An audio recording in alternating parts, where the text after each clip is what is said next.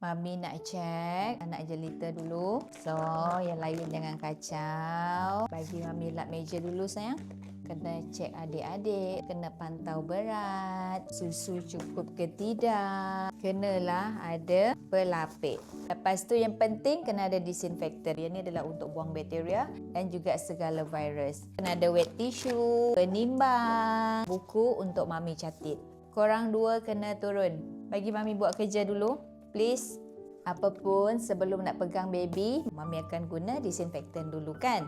Ni adalah untuk keselamatan, okey? Selain pada tu, Mami guna untuk apa?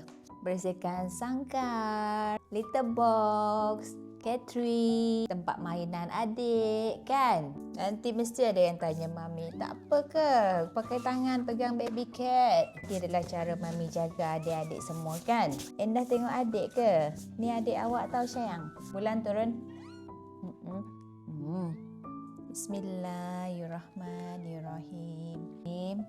Ya, kejap lagi Mami akan cek berat, okey?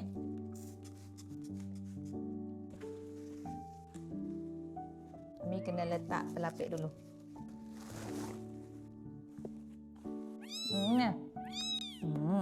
Ini lagi.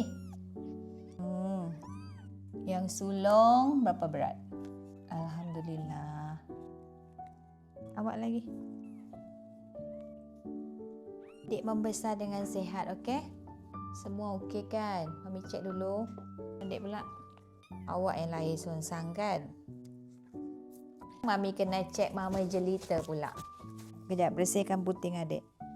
Puting ni kena bersin. Jaga anak dengan baik biar anak membesar dengan sihat, okey?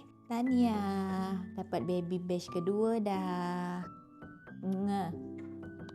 Mungkin ramai lagi yang tak tahu, disinfektan ni bukan sahaja boleh digunakan dekat kucing, small animal yang lain pun boleh juga. Selamat digunakan. Untuk keselamatan yang lebih terjamin, gunalah disinfektan. Pandai anak Mami.